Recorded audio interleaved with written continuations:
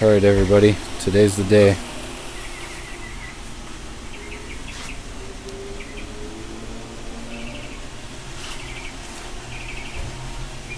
You ready? Here we go.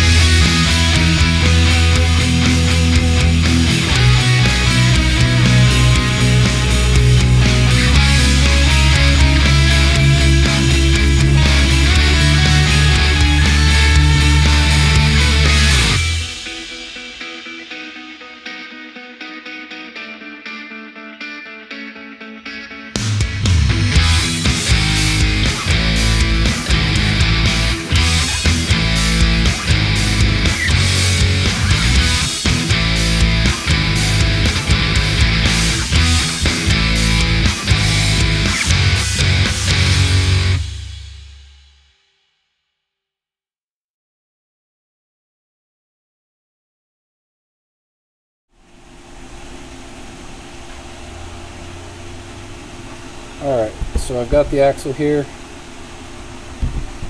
Bought this from Riley Motorsports. They did provide the stock flange and gaskets.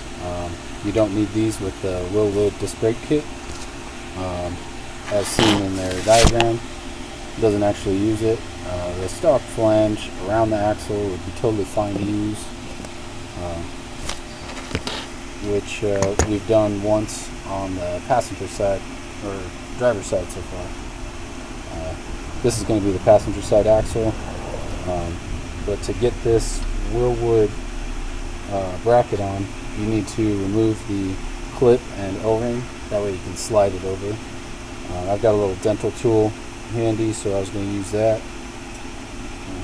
Just gently pry the O-ring out, put it aside, and do the same with the clip. It goes around couple times, so just kind of gently work it off.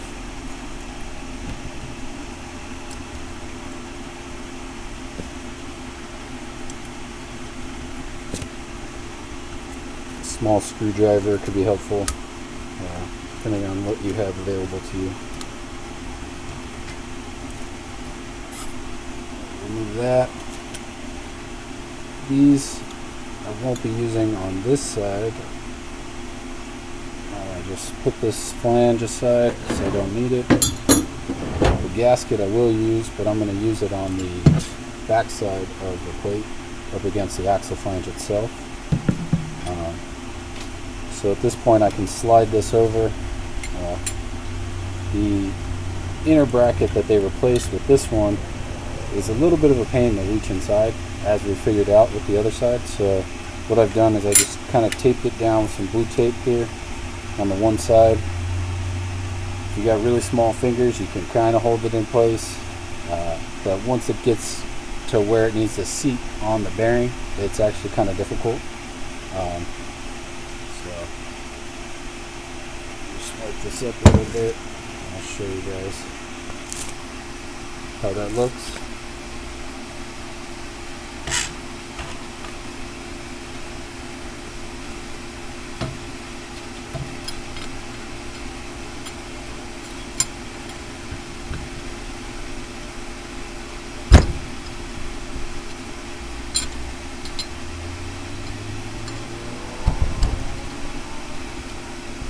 It is a little bit of a tight fit because these brackets are painted, so kind of makes them seat on the bearings a little tight.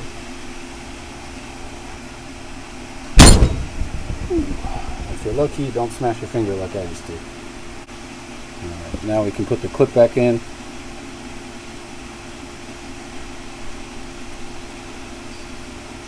It is like a coil, so just kind of start one side, work your way around.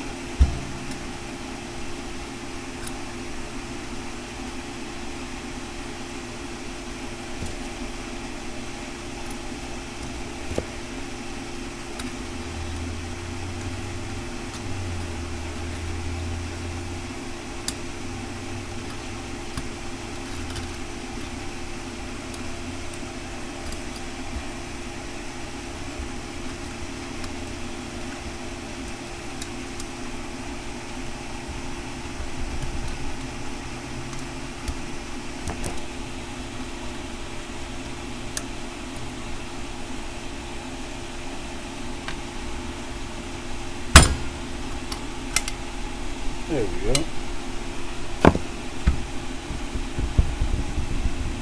Kind of wiggle this back up into it. It does have a recess for that clip, so it sits just on it. And then you can reinstall the O-ring.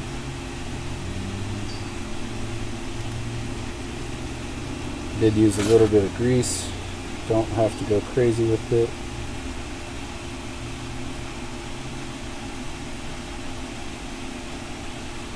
It needs to help the O-ring slip in and not get torn up.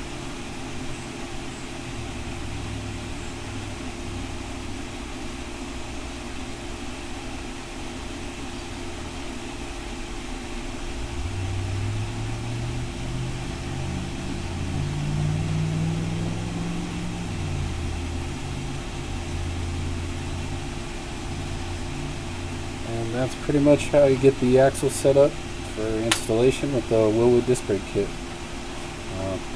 Next we'll show you guys how we get it in the rear end. Well, small revision. We did test it out on the passenger side, and everything is assembled, installed, looks pretty good. But using that gasket on the inner edge, it blew out. Driver's side, Corey's reminding me, laughing at me in the corner.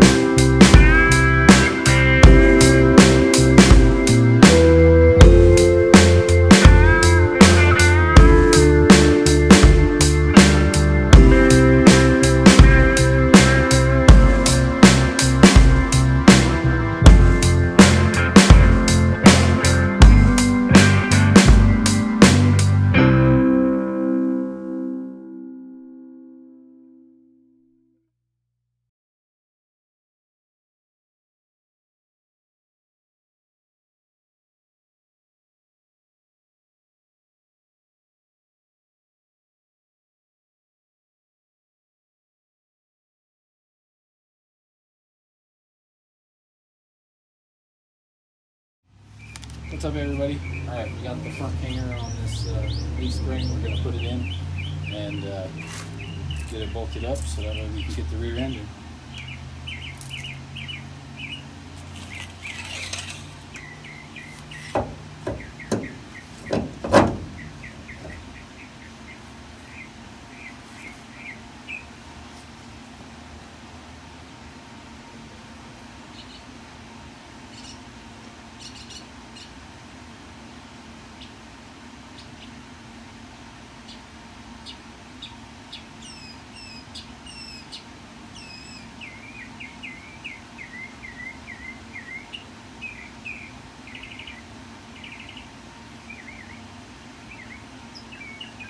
If you guys can't hear, the birds are very impressed with their work.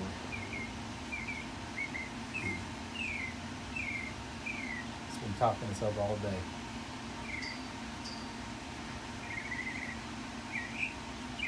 It's the hype bird. He's our hype man. Kind of joined the pack.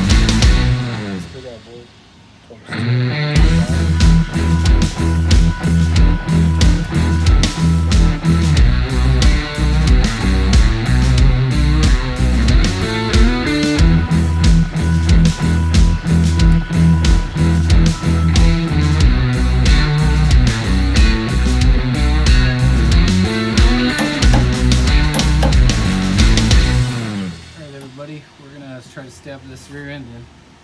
Let's see how it goes.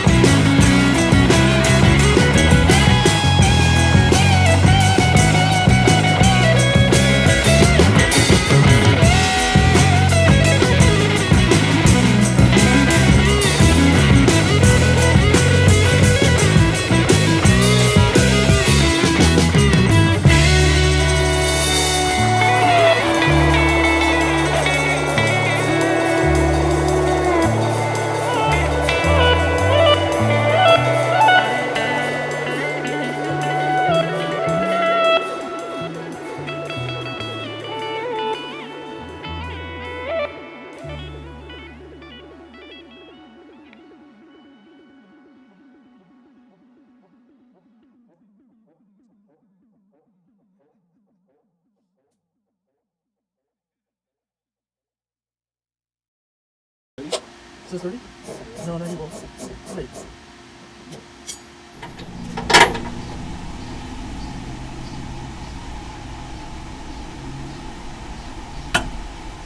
Getting these QA1 single adjustable shocks put in.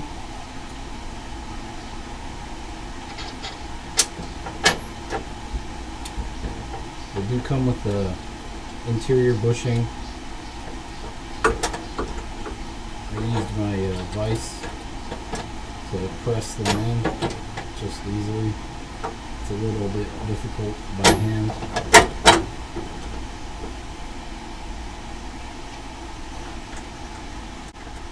QA1 does provide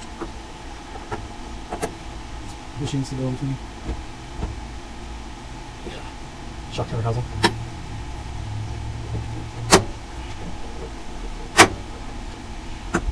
Alright, I'm torquing up the upper bolt on these QA1 single adjustable shocks.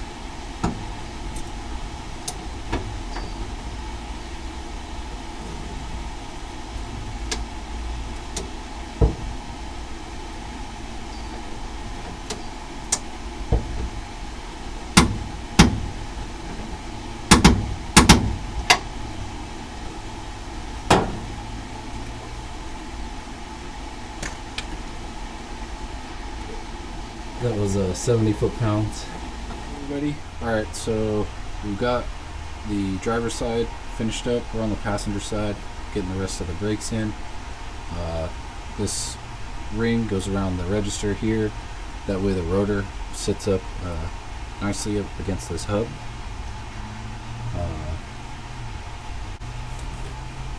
Got the rotor over here.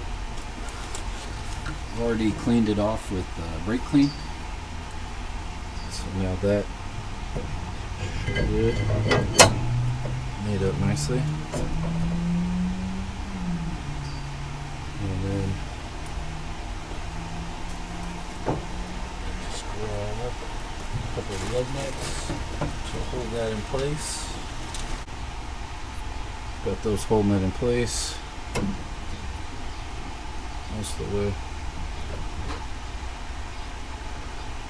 And we can mess with the caliper mount. Wilwood doesn't want the mounting bolt to go past the end of the clutch nut because obviously it'll make contact with the rotor. So in order to do so, they provide plenty of shims and spacers. After doing the other side, we figured out that one spacer and two of the shims lines it up pretty well. So we'll get this one hanging on here. And a great dropping shim.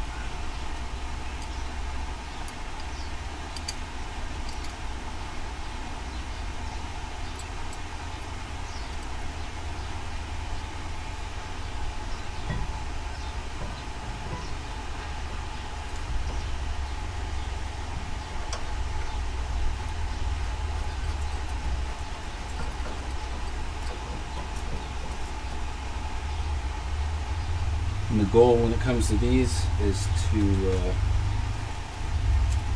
keep the pads centered, obviously, on either side of the rotor. That way everything's wearing evenly.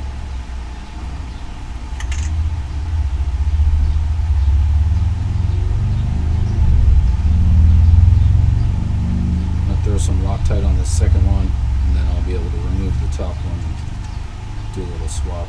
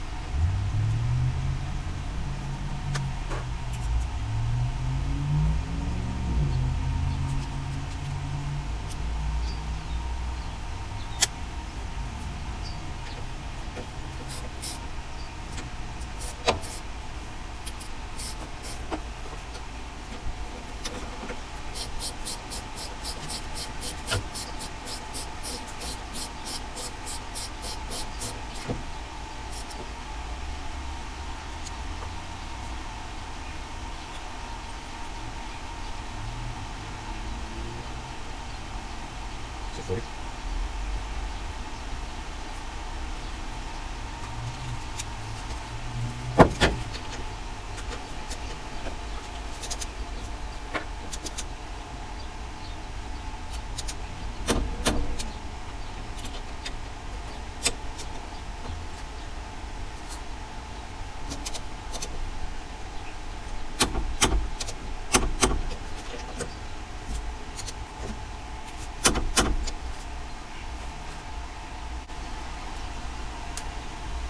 After that, we can slide in the pads.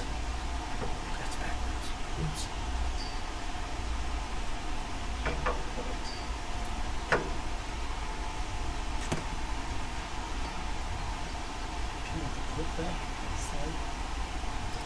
Oh, okay. Get that out of the way.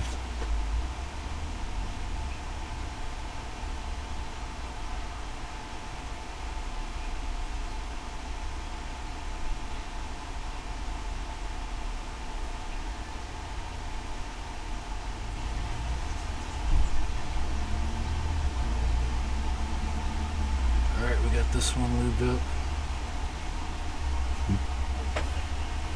Telling me anti-seize. Oh yeah. Got the anti-seize on either edge and inside the pinholes.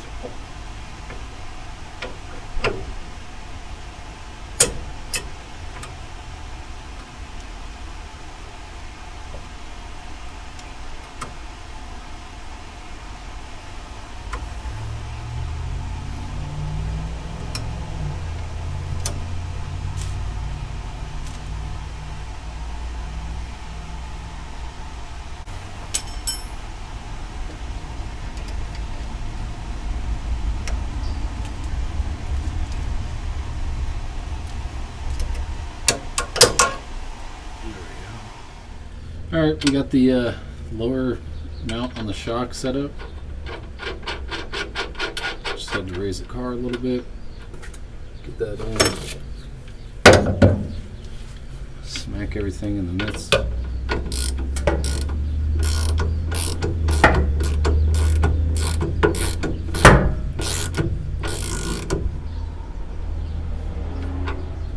And these are going to get tightened down to 50 pound-feet.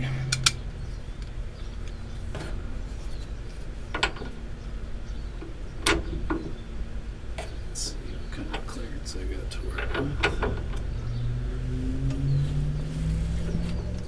Alright, we're getting this passenger side shock on.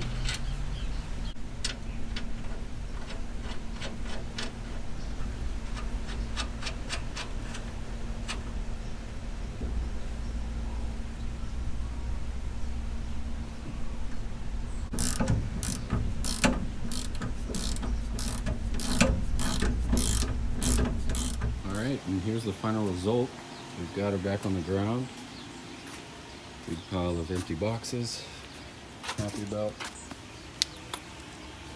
Disc brakes hiding in there. Looking pretty good.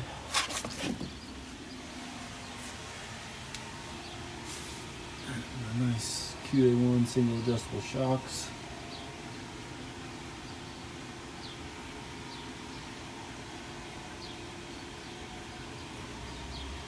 Mopar XHD leaps, and then the fun part, new third member rebuilt, 1350 yoke on it, 391 gears, 8-inch track, so it should spin both the tires. Here's one of my subframe connectors, just sort of wedged it in there for now. I'm gonna mark up where I need to clean up under here and start to get that prepped and ready for it.